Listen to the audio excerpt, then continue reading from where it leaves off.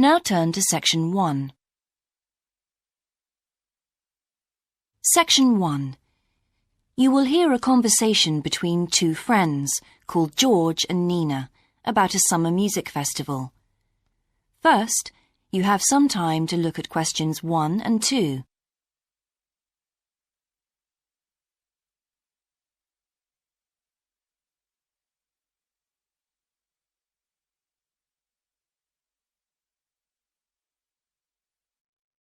Now we shall begin. You should answer the questions as you listen, because you will not hear the recording a second time.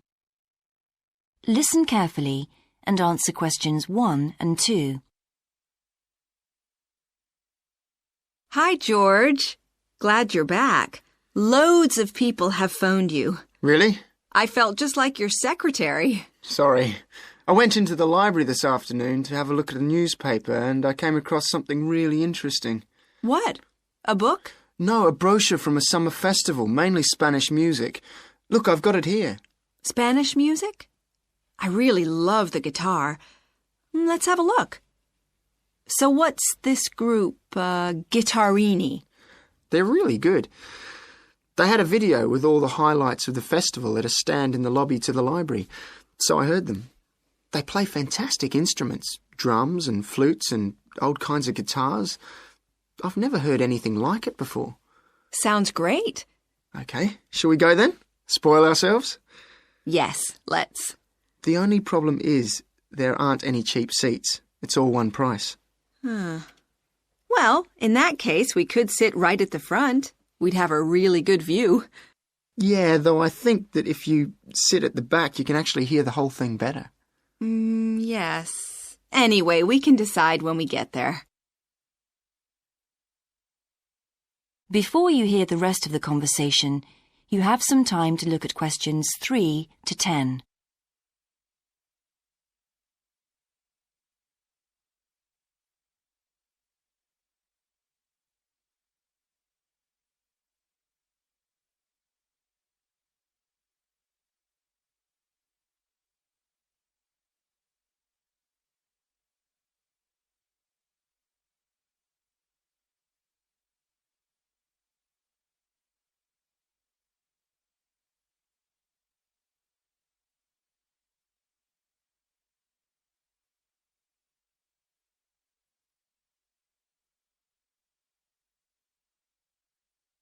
Now listen and answer questions 3 to 10. So will you fill in the form, or shall I? I'll do it. Name, George O'Neill. Address, 48 North Avenue, Westsea. Do you remember our new postcode? Still can't remember it. Just a minute. I've got it written down here. WS6 2YH.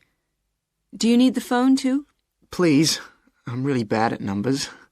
01674 553 242. So let's book 2 tickets for Guittarini. Okay. If you're sure $7.50 each is all right. How do you feel about the singer? I haven't quite decided. But I've noticed something on the booking form that might just persuade me. What's that then? Free refreshments. Really? Yes, look here. Sunday, 17th of June. Singer. Ticket, £6, includes drinks in the garden. Sounds like a bargain to me. Yes. Let's book 2 tickets for that. So, what else? I'm feeling quite keen now. How about the pianist on the 22nd of June? Anna Ventura? I've just remembered that's my evening class night. That's okay. I'll just have to go on my own. But we can go to the Spanish dance and guitar concert together, can't we? Yes, I'm sure Tom and Kieran would enjoy that too. Good heavens, £10.50 a ticket. I can see we're going to have to go without food for the rest of the week. We'll need to book 4. Wish we were students. Look, children, students, and senior citizens get a 50% discount on everything. If only. That is the end of Section 1. You now have half a minute to check your answers.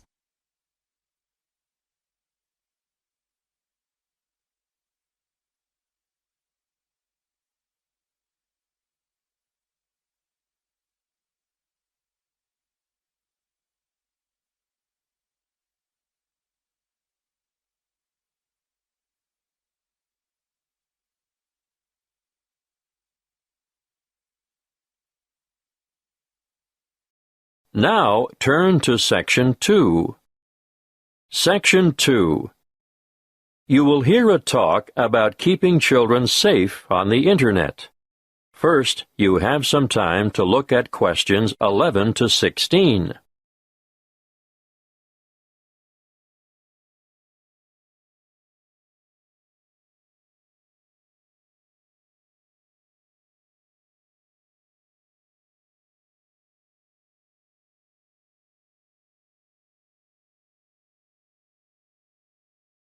Listen carefully and answer questions 11 to 16. Thank you for coming. It's good to see so many of you interested in keeping your children safe on the Internet. What's in store? Well, firstly, I'm going to talk in general about some common sense ideas and rules for young ones using the computer. Then, I'll give you some information on free educational websites. Finally, we'll finish with question time. I'm sure most of you think that the Internet can be a frightening place in which to let your children roam loose. But let me remind you that it can also be a fountain of knowledge and education. The trick is to avoid the former and utilize the latter. There are programs available both in your local electronics supply shop and free to download that will keep your child safe to a certain degree on the World Wide Web. A popular one is Online Family Norris, which bars things like military and social websites. I wouldn't advise you to rely solely on a program to protect your family, though. As good as it is, you cannot abdicate your responsibility as a parent. I'm sure you all know that, or you wouldn't be here. When all is said and done, the best way to keep children safe is to educate them and keep an eye on them. For this reason, you should make sure the computer which your child uses is kept in a communal space, where you can look over their shoulder from time to time. It is paramount that you teach them never to divulge their proper or full name, and to never provide personal information, such as where they live or what their phone number is. Tell them that online friends must remain just that, online, unless they are supervised. It is difficult, I know, to teach children about the dangers of the world when they are so naive, so trusting and innocent. But without going into great detail, you must alert them to the possibility that the people they are chatting with may not be who they say they are. It's also sensible not to give them their own email address until they are old enough to use the Internet safely. So, all communication from websites will go through you. When they are old enough to use social sites like Facebook and MySpace, teenagers need to know that whatever postings they put on the web will remain accessible forever. Nothing is ever really deleted there. And embarrassing pictures or remarks may come back to haunt them one day. For instance, when they apply for a job, they could jeopardize their chances, as the employer or human resources staff will look on the web to find out more about their potential employee, and they may be shocked by what they find there. Not the sort of stuff an applicant would want on his or her CV. It can also make them more vulnerable to bullying. Unfortunately, bullying on social sites is another thing to look out for, and I have to tell you, it's on the increase. It's a very difficult issue to deal with, but something that is more easily detected if the computer is kept in a family space. If we can put these negative issues aside, let's not forget that the Internet is also a wonderful place for children of all ages. Teenagers may be mostly networking on social sites or completing research that they've been asked to do as part of their homework assignments, but younger children can get assistance with mathematics, spelling, and reading on a variety of free and paid-for sites. Before you hear the rest of the talk, you have some time to look at questions 17 to 20.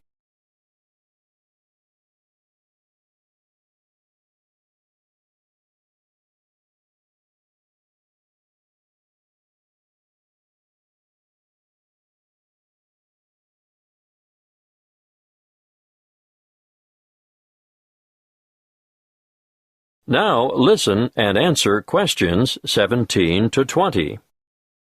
A good way for children to learn and have fun at the same time is the website mathtutor.com.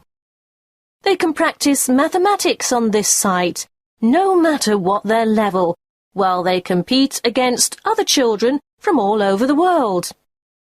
And here's a fun way for primary school children to learn the spelling words for the week. It can be such a chore for some children. They just type them in and play games to learn them. What's that? The website? Oh, sorry. Yes, you'll need to go to spellcity.com for that. The one I'm going to tell you about now is one of the most practical sites that's popular with people of all ages. Children, or parents for that matter, can learn to touch type as they sing along with songs. And there's a variety of funny characters to help you enjoy yourself as you learn. In this day and age, typing is essential. Everyone should be able to type fast and accurately. So, go to beeb.co/typing and try it out. Don't just leave it up to the kids. Here's a site that parents can use to download worksheets to extend their children by giving them further practice. It's called coolresources.com, and I can really recommend it, particularly for middle school students. Now, are there any questions? That is the end of Section 2. You now have half a minute to check your answers.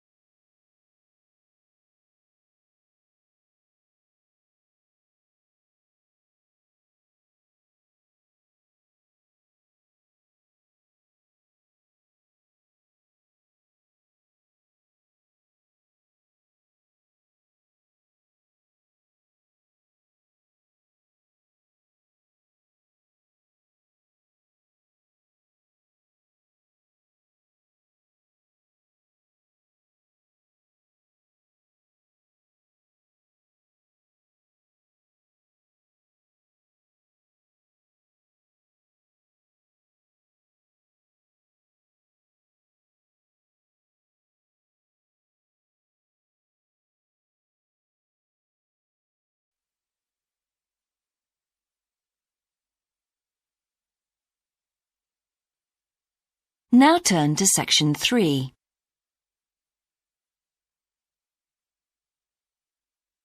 Section 3. You will hear a student called Sandra talking to her tutor about a draft proposal she has written for a competition. First, you have some time to look at questions 21 to 24.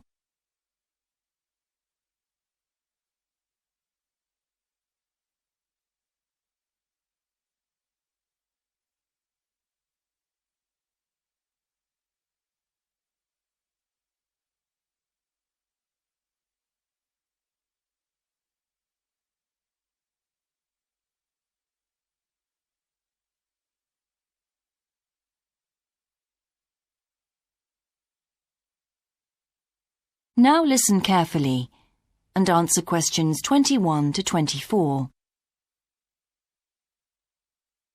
Right, Sandra.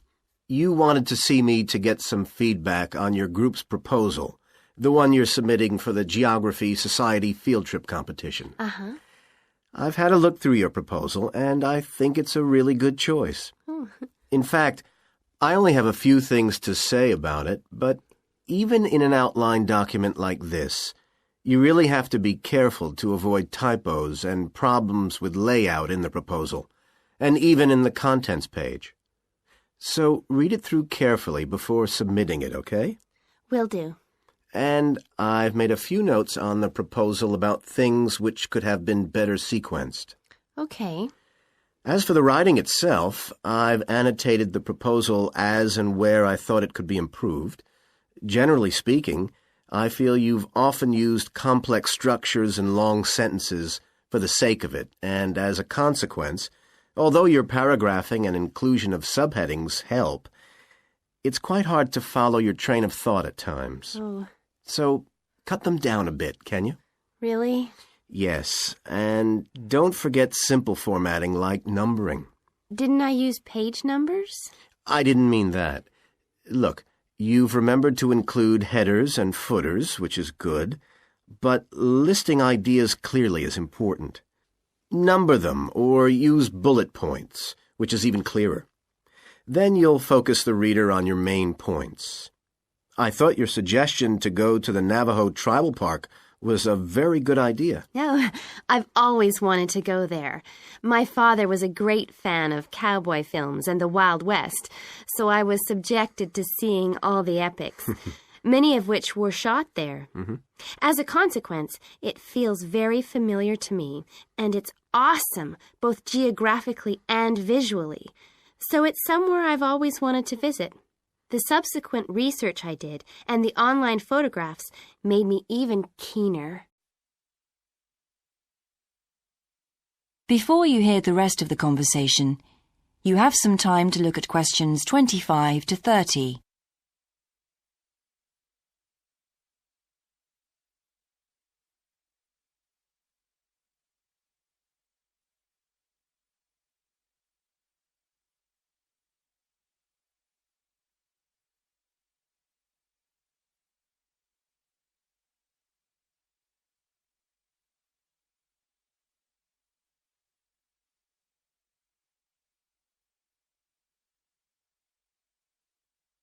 Now listen and answer questions 25 to 30. Interesting. Right, let's look at the content of your proposal now. Did you find it comprehensive enough? Well, yes and no. You've listed several different topics on your contents page, but I'm not sure they're all relevant. No? Well, I thought that from the perspective of a field trip, one thing I needed to focus on was the sandstone plateau and cliffs themselves. The way they tower up from the flat landscape is just amazing. The fact that the surrounding softer rocks were eroded by wind and rain, leaving these huge outcrops high above the plain. It's hardly surprising that tourists flock to see the area. Well, yes, I'd agree with including those points. And then the fact that it's been home to Native American Navajos and all the social history that goes with that. The hardships they endured trying to save their territory from the invading settlers. Their culture is so rich. All those wonderful stories. Well, I agree it's interesting, but it's not immediately relevant to your proposal, Sandra. So, at this stage, I suggest you focus on other considerations. I think an indication of what the students on the trip could actually do when they get there should be far more central, so that certainly needs to be included and to be expanded upon. And I'd like to see something about the local wildlife and vegetation, too. Not that I imagine there's much to see. Presumably the tourist invasion hasn't helped. Okay, I'll do some work on those two areas as well. But you're right, there's not much apart from some very shallow-rooted species. Although it's cold and snowy there in the winter, the earth is baked so hard in the summer sun that rainwater can't penetrate. Mm-hmm. So it's a case of flood or drought, really. So I understand. Now, before we look at everything in more detail, I've got a few factual questions for you. It would be a good idea to include the answers in your finished proposal, because they're missing from your draft. Fine. So you mentioned the monoliths and the spires, which was good. But what area does the tribal park cover? Do you know?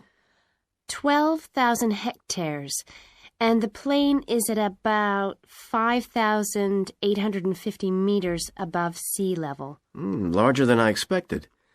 Okay, where's the nearest accommodation? That's a practical detail that you haven't included. Have you done any research on that? Yes, there's nowhere to stay in the park itself, but there's an old trading post called Goulding quite near. All kinds of tours start from Goulding, too. What kind of tours? Well, the most popular are in four-wheel drive Jeeps, but I wouldn't recommend hiring those. I think the best way to appreciate the area would be to hire horses instead and trek around on those. Biking is not allowed, and it's impossible to drive around the area in private vehicles. The tracks are too rough. Okay. Lastly, what else is worth visiting there? There are several caves, but I haven't looked into any details. I'll find out about them. Okay, good. Now what I'd like to know is more about... That is the end of section 3. You now have half a minute to check your answers.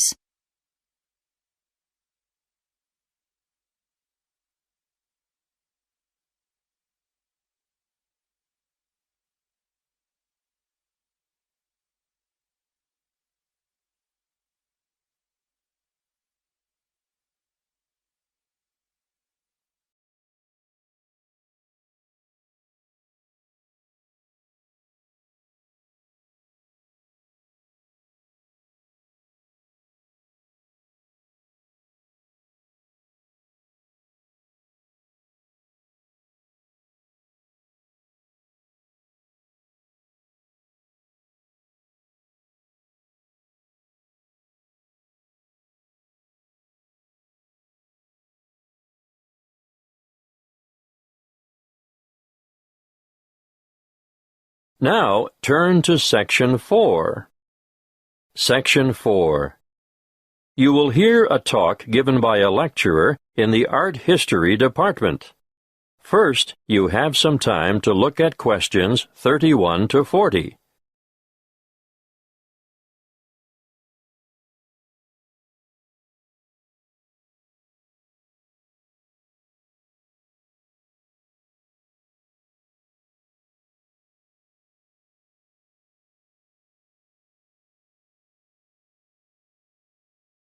Listen carefully and answer questions 31 to 40. In this lecture today, I'm going to introduce you to an American painter, Charles Willson Peale. You may be familiar with his portraits, but did you know that he never even saw a painting till he was a grown man? He was born in Maryland in 1741. His father died when he was 9, and the family struggled financially for the next few years, and Charles became a saddle maker's apprentice. One day, he went to Norfolk for supplies, and there he saw paintings for the first time. He thought they were so bad that he felt sure he could do better, so he decided to make painting his career. In 1766, he went to London to study painting with Benjamin West. Whilst there, he painted this portrait in 1768. See Slide 1, Pitt as a Roman senator. Notice how elaborately symbolical this portrait is. The symbolism arises, of course, from Pitt's famous speech to the British Parliament, where he draws an analogy between the ancient Roman Senate's view of a barbaric Britain and the prevailing European view of the time of a barbaric African continent fueling the slavery trade. Perhaps you didn't know that the Romans used Britons as slaves. But I digress. Back to Peale. He returned to America and in 1772 painted the first ever portrait of George Washington. See Slide 2. In 1773, he painted a group portrait of himself, his wife, mother, brothers, sister, his old nurse, and an unidentified baby. Just look at the slide. This painting is simply called the Peel family. And you can almost feel the exuberance of the family and their warmth towards one another. He enjoyed great success as a portraitist prior to the Revolution, and served with distinction in the Revolution. During this time, he became friends with George Washington, Benjamin Franklin, and Thomas Jefferson. After the war, he continued to paint, and when his wife died in the 1790s, as a result of her 11th pregnancy, he remarried. He had 17 children in all, naming the sons after famous painters or scientists. Although perhaps best known for his portraits of famous people, Peel liked novelty. Look at this slide of his two sons, Raphael and Titian, life-size, climbing a narrow stairway.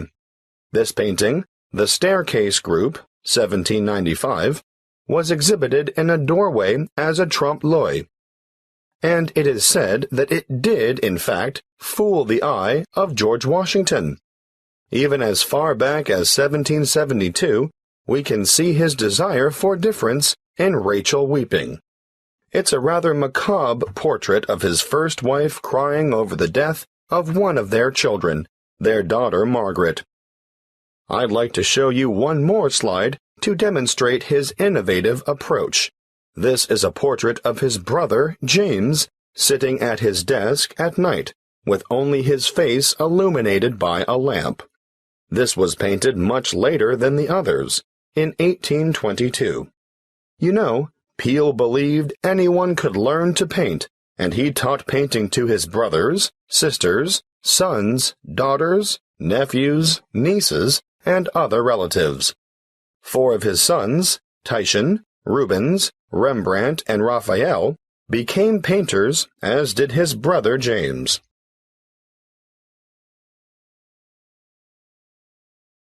Before I finish, I'd like to tell you a bit more about Peel. He was active in politics for several years, and throughout his life, he maintained a lively interest in many branches of science. He was also an inventor who gained patents for a fireplace, porcelain false teeth, and a new kind of wooden bridge. He collaborated with Thomas Jefferson on what was known as the polygraph, a kind of portable writing desk. But it wasn't any ordinary desk. This one could make several copies of a manuscript at once. He also wrote papers on a wide variety of subjects, from hygiene to engineering. Oh, and he also tried his hand at inventing a fairly primitive but innovative motion picture technique, new types of eyeglasses, and a velocipede, which is a precursor to the bicycle. Now, some of the original velocipedes had pedals and some didn't. You sort of scooted along on them using your feet. Unfortunately, I can't remember which type it was that Peel worked on. He's also remembered for his work as a naturalist. He established the first scientific museum in America, and he even invented his own system of taxidermy. For those of you who aren't sure what taxidermy is, it's the art of preparing, stuffing, and presenting dead animals so that they appear lifelike. He was also well ahead of his time in that he placed his animals in a simulated natural environment. His most magnificent exhibit, however, was the complete skeleton of an extinct mammal known as a mastodon, which he helped excavate. The event was memorialized in his extraordinary painting, The Exhuming of the Mastodon.